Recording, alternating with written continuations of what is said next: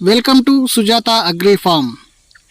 బీర పంటలో మగ పువ్వులు ఆడ పువ్వులు ఏ విధంగా గుర్తించాలి, అధిక దిగుబడి కావాలంటే ఏ పువ్వులు ఎక్కువ ఉండాలి, వాటి నిష్పత్తి ఏ విధంగా ఉండాలి, పూత ఎక్కువగా రావాలంటే ఎటువంటి చర్యలు తీసుకోవాలి అనే దానికి సంబంధించి పూర్తి వివరాలు తెలుసుకోవాలనుకుంటే ఫుల్ వీడియోలో చూడండి.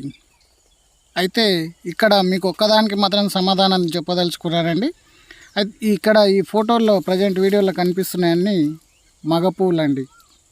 అలాగే ఇక్కడ కనిపిస్తుంది కదా, అది రౌండ్గా ఉంటుంది పువ్వు ఈ విధంగా. అదేవిధంగా ఇక్కడ కనిపించేవన్నీ ప్రజెంట్ వీడియోలో కనిపించేటివన్నీ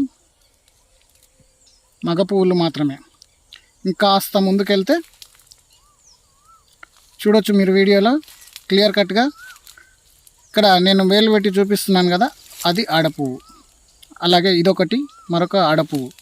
ఆడపువ్వుని ఎలా కనిపెట్టాలంటే బీరకాయకు సంబంధించిన చిన్న పిందె లాంటి ఆకారం ఉంటుంది, దాన్ని చూసి మనము ఆడపువ్వు అని గుర్తుపట్టుకోవాలి. ఈ విధంగా రౌండ్ షేప్లో ఉన్న వాటిని మగ పువ్వులుగా గుర్తించాలి. ఈ విషయం ఎవరు కొత్తగా తెలుసుకున్నారో కింద కామెంట్ రూపంలో తెలియజేయండి. అధిక దిగుబడి కావాలంటే ఏ పువ్వులు ఎక్కువ ఉండాలి, ఏ నిష్పత్తిలో ఉండాలి, అలాగే పూత ఎక్కువ రావాలంటే ఎటువంటి చర్యలు తీసుకోవాలనే విషయానికి సంబంధించి పూర్తి వీడియో కోసం చూడండి మన సుజాత అగ్రి ఫామ్.